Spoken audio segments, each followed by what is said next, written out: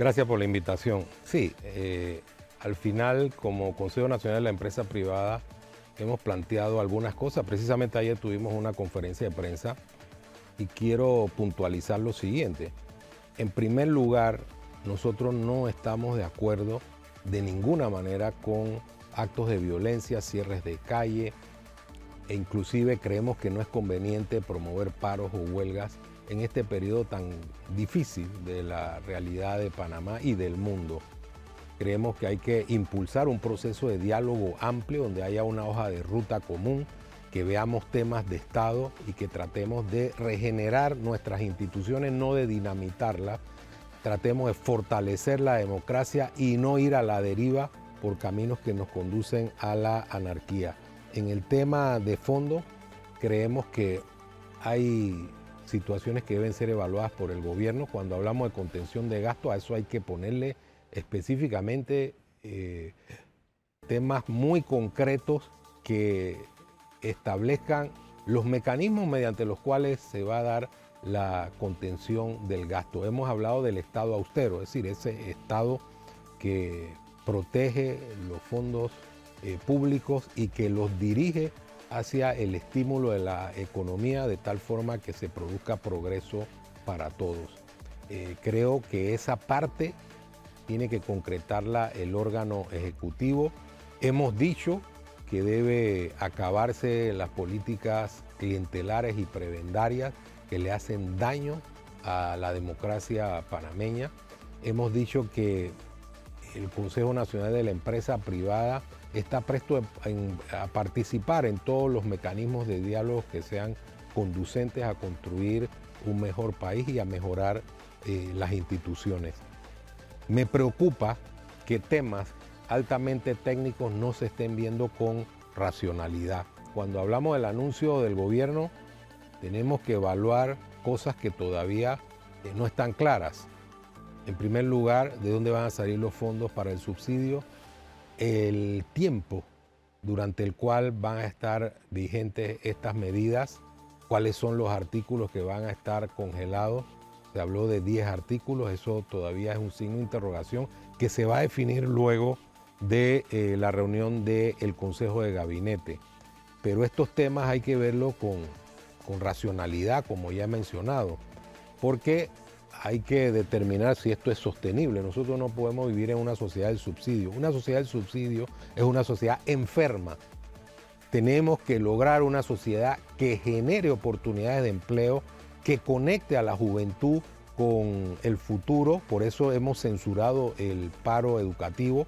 Si hacemos una proyección hacia el futuro, si seguimos en ese camino tortuoso de los hiperparos, lo único que vamos a conseguir es que esa juventud no pueda asumir los compromisos que tiene o que tendrá Panamá en el futuro. Son temas de fondo que hay que analizarlos con racionalidad, con mesura y pensando siempre en el país.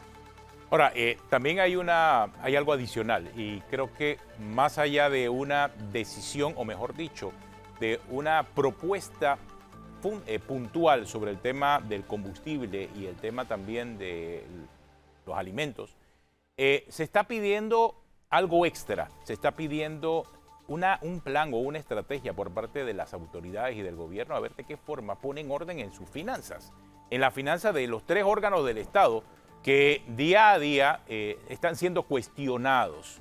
Muchos la mayoría de los funcionarios no sintieron los efectos de los recortes que hubo y que tuvo la empresa privada producto de la pandemia. Ellos cobraron su salario completo, incluyendo los maestros que están en la calle protestando. Hay que hacer la advertencia. Además, hubo un aumento considerable en la planilla, en todos los órganos del Estado. El más llamativo fue el de la Asamblea, pero hubo un aumento en la planilla y un aumento en la planilla política principalmente, que es una de las principales críticas. Entonces, a raíz de eso, sí hay una necesidad de una mayor rendición de cuentas y un estricto control acerca de la manera en que el Estado está gastando su dinero. Rubén, ¿qué piensas? No, evidentemente que tenemos que cambiar el modo de gobernar. Tenemos que hacer una regeneración de las instituciones. Tenemos que incrementar la transparencia, que es un elemento vital para fortalecer la democracia, además en esta situación de turbulencia provocada por la pandemia y otros elementos exógenos. Hemos dicho con claridad que cuando se habla de contención del gasto, hay que ponerle los puntos sobre las IES. ¿De qué se trata? ¿Qué tenemos que hacer para que esa contención sea efectiva? ¿Cómo podemos visibilizarla para que la población se sensibilice que hay un camino correcto, que se está siguiendo ese camino con el objetivo de que el Estado funcione dentro de la racionalidad correspondiente a un Estado de derecho? Estos son temas fundamentales y el gobierno los tiene que entender. Al mismo tiempo, la población tiene que mirar hacia el futuro. Nosotros acabamos de salir de una situación aguda que no ha terminado. Hemos pasado un periodo muy crítico fruto de la pandemia. Después ha venido otro fenómeno que no estaba en nuestra proyección, que es la guerra de Ucrania contra Rusia. Estas circunstancias implican que nosotros tenemos que fortalecer nuestra economía. Si seguimos en esta espiral de cierre de calles, de afectación de la actividad de terceros, lo único que vamos a producir es una situación económica mucho más complicada. Si seguimos en los paros en el área de la educación, son los sectores más vulnerables los que se afectan porque la educación es un igualador social. Cuando hablamos de desigualdad es a través de la educación como podemos resolver este problema. Pero resulta que por efecto de los paros y por efecto de que la educación pública se ha ido marchitando, vamos a tener problemas en el futuro para enfrentar esa desigualdad. Entonces es un acto de constricción colectivo que tiene que hacer la sociedad y principalmente las autoridades que nos gobiernan. Vuelvo, insisto, para generar un gran diálogo nacional donde tengamos en la mesa los temas más importantes. Al final, todo el tema que tiene que ver con la política partidista, con las elecciones, esos son temas que tienen que abordarse en su momento justo, en las elecciones de 2024. Ahora tratemos de pensar en el país, cómo lo encauzamos para que podamos producir empleo y generar una estructura fortalecida que nos permita competir a nivel global. Rubén, y todo esto que apuntas, sin entrar a considerar el problema del programa de invalidez, vejez y muerte de la Caja del Seguro Social, que este mes debe estarse recibiendo el informe de la Organización Internacional de Trabajo, pero un informe que muchos de los analistas y actuarios, los de la Junta Técnica Actuarial, etcétera, anticipan. Entonces, ahí hay una papa caliente tremenda que aquí en televisión el vocero presidencial o asesor presidencial Rafael Mezquita hace meses dijo: ese es un tema que no va a abordar este gobierno porque ya agotó su capital político.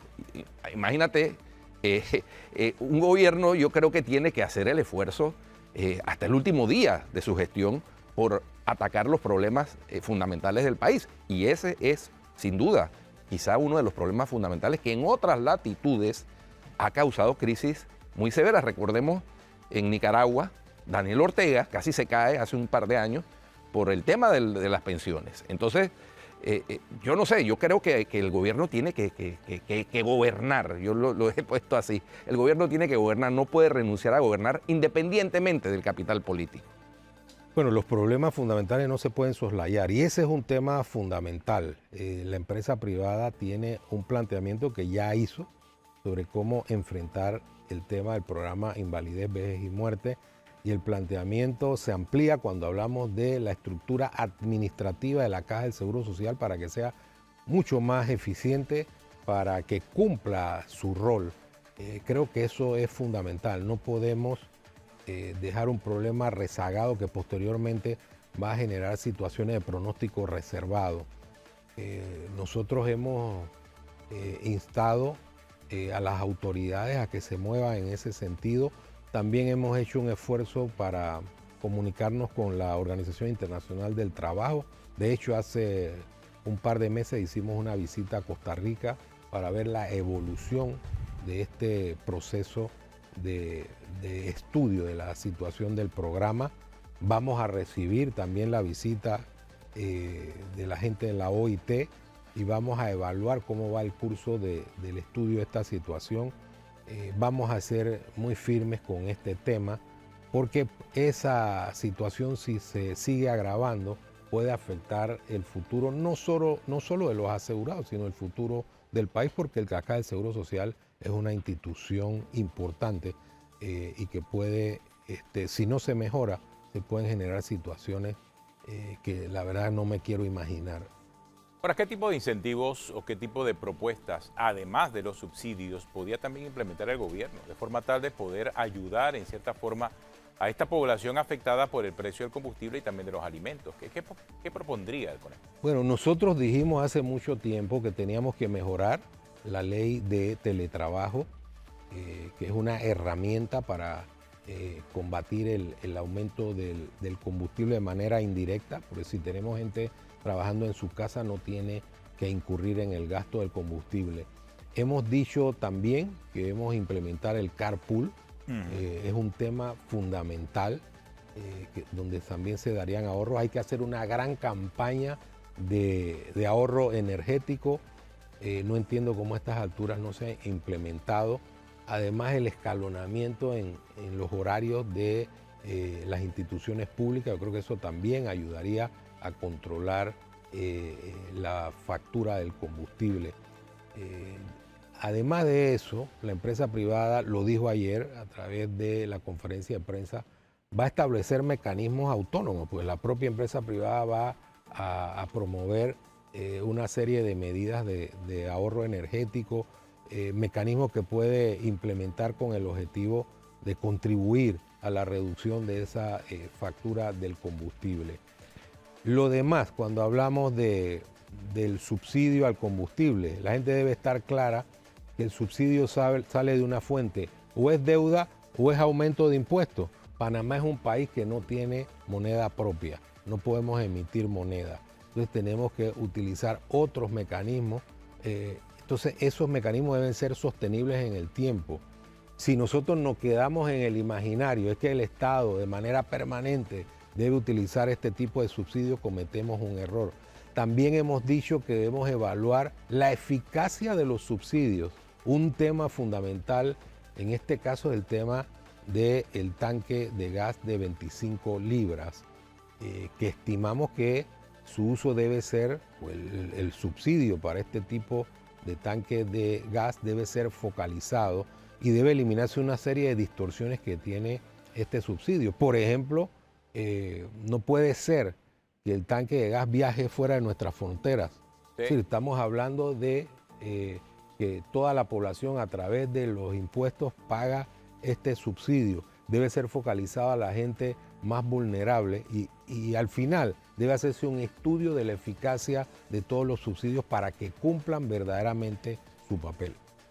En ese punto, Rubén, yo creo que es importante aprovechar la presencia del representante del CONEP aquí para enviar un mensaje sobre aquel imaginario, eso que tú llamas, de que hay plata, porque la gente piensa que somos un país rico, porque tenemos el canal y porque ahora tenemos la mina de cobre que está exportando en grandes cantidades y ha subido el valor de las exportaciones. Y la gente cree que realmente el Estado es una fuente inagotable de recursos. Y no es así, tú lo planteabas ahora. Eso, al final el Estado somos todos. Y esos subsidios los terminamos pagando todos, incluyendo aquellos trabajadores que les descuentan de sus impuestos en la fuente. Entonces, un mensaje sobre eso, para ver si contribuimos a que la gente esté consciente que el Estado, y por eso es que el Estado no puede derrochar, porque la sensación que manda un Estado derrochador es que hay plata y que alcanza para todos. Y eso no es cierto, eso es una ficción. Sí, evidentemente que los recursos siempre son finitos. Hay muchas necesidades. Cuando logramos resolver unos problemas se presentan otros y por eso estamos hablando de la racionalidad del gasto público. La racionalidad y la austeridad significa que usemos los recursos del Estado en las áreas donde se puede estimular la economía para generar empleo y condiciones que permitan desarrollo humano. Eso es fundamental. El concepto de que hay dinero, de que nadamos en una suerte de piscina donde hay mucho dinero, creo que es un enfoque equivocado. Pero a su vez es importante que el Estado genere confianza. La población debe enterarse con claridad de cómo se utilizan los fondos públicos, debe haber rendición de cuentas permanente, debe haber adicionalmente una mesura en el gasto público. Nosotros no podemos establecer condiciones que hagan que el gobernante se aparte de la realidad de la sociedad, que haya un concepto faraónico en el ejercicio del poder. Ese es un concepto que tenemos que eliminar, y la austeridad que nosotros postulamos debe ser inmanente a la condición del manejo de la cosa pública de forma permanente. Nosotros no podemos pensar que la austeridad solamente es para los periodos de crisis. Tenemos que cambiar la conducta del ejercicio del poder para que ésta permee en forma permanente y que forme parte de la cultura del manejo institucional. Ahora, también hay una realidad, ¿no? Una realidad que es la que ha estado golpeando a los panameños después de 2 años de pandemia, y una realidad que se suma a las protestas de esta semana y que no ha tenido una respuesta efectiva por parte de las autoridades. Entonces, ¿cómo lidiar con esto? ¿De qué forma ustedes creen que el gobierno lleva adelante? Porque ayer, por ejemplo, vimos el anuncio del presidente, analizamos lo que dijo el presidente, pero no vimos una respuesta activa, o por lo menos de alguna forma orquestada con los que estaban trabajando en la mesa de discusiones. No sé si existe ese nivel de coordinación, y yo creo que es clave e importante para los próximos días, porque esa intranquilidad en nada beneficia la recuperación económica en este momento. Evidentemente que no. Es decir, nosotros queremos que se reactive la actividad económica, que se reactive en todo el territorio de la República para que podamos avanzar. Eso es importante, muy importante. Nos preocupa que haya sectores radicalizados que tengan la consigna del no a todo. Si nosotros no estudiamos con claridad el problema, si no le damos de manera colectiva una solución que surja de un análisis mesurado y sesudo, puede ser que las emociones se desborden y caigamos en algo que se llama estallido social, que no debe ser, que no podemos promover y que tenemos que evitar. Y evitarlo de distintas dimensiones. El gobierno haciendo su papel, comunicando mejor, que haya más transparencia, generando confianza, y la sociedad analizando con claridad lo que está pasando en el país y evitando que los sectores radicalizados cumplan con su objetivo, que sería el estallido social y la anarquía. Lo que yo vi ayer, por ejemplo, con el tema del vehículo de la policía, eso es total y absolutamente inaceptable. Lo que vi en relación con la ministra de Educación y otros funcionarios, ahí no hay un ambiente para una negociación legítima que nos conduzca a una solución. La protesta nosotros la aceptamos. Eso es parte de los usos de la democracia, que la gente pueda protestar y que el gobierno tenga la capacidad de escuchar la protesta. Pero la protesta tiene que estar dentro del perímetro de la democracia. De lo contrario, lo que vamos a hacer es destruir instituciones, destruir el país y producir un caos. Eso es inaceptable. Ayer se volvió viral, por cierto, un video de una ciudadana extranjera, al parecer de origen anglosajón, que clamaba porque le dejaran pasar el vehículo porque tenía un bebé que necesitaba atención médica, y no hubo manera de que las personas que cerraban le permitieran eso. Entonces, esas son las consecuencias de protestar al margen afectando derechos de terceros, derechos fundamentales. El derecho al libre tránsito es un derecho fundamental que merece protección por parte de las autoridades, pero también por parte de los ciudadanos. O sea, nosotros tenemos que tratar de elevar nuestra voz de protesta sin afectar esos derechos fundamentales. Vamos a ponerle cara, Guido, a esa realidad.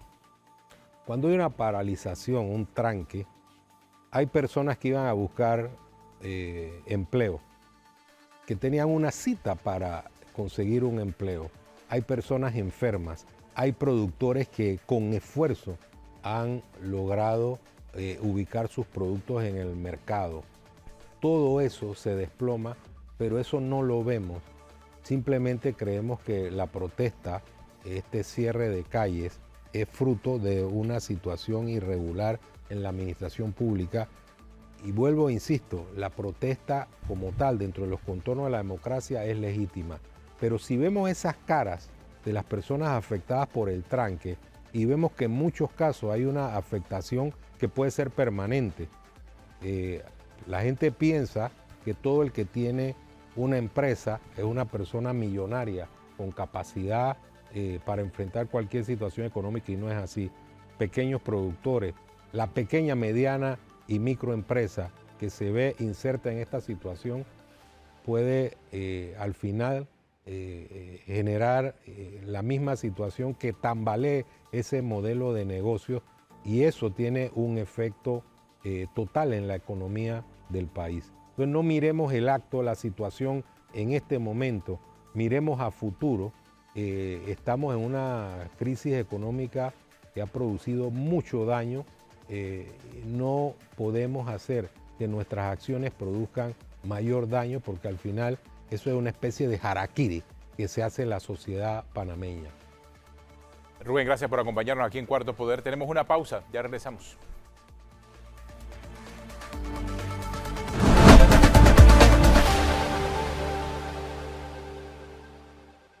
Continuamos aquí en Cuarto Poder. Nos acompaña Rubén Castillo, presidente del Consejo Nacional de la Empresa Privada. Rubén, ¿a cuánto ascenderán las pérdidas por día producto de todas estas manifestaciones y cierres que ya cumplen una semana?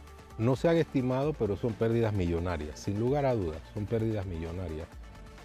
Eso de verdad que en una situación tan crítica como la que estamos pasando, fruto de la pandemia y otras condiciones que han impactado la economía, de verdad que tendrá un efecto devastador. Por eso nuevamente hacemos un llamado a acabar con esta práctica del cierre de calles y un llamado al gobierno para que ponga la pauta de generar confianza, para que haya de verdad una mesa de diálogo que pueda resolver los problemas planteados de forma sostenible. Sí, porque el argumento de muchos de los que protestan es que si no cierran las calles no se les escucha. Bueno, ya está la mesa instalada, el gobierno escuchó, ese argumento ya no tiene asidero. Entonces no parece tener mucho sentido. Estando instalada una mesa de conversación, de diálogo, de trabajo, como se ha denominado, mantener las protestas con los cierres de calle afectando a toda la ciudadanía. Entonces, es decir, encima del aumento del combustible, del aumento de la canasta básica, del aumento en el costo de la vida, agravarlo con estos cierres. Es decir, tú lo mencionabas bien, es como una especie de harakiri, ¿no? Entonces, caigan Sansón y los filisteos, ¿no? Así no puede estar basada una protesta ciudadana en ese tipo de premisas autodestructivas. No, y en las próximas horas quizás se agraven, ya que el Sindicato Único de Trabajadores de la Construcción está anunciando mañana 24 horas de huelga. Ellos son los que principalmente en el área metropolitana están organizando los cierres intermitentes en el Centenario, Corredor Sur, Corredor Norte, Vía España. Entonces sí hay que estar claro, porque mañana pudiese ser un día en donde hay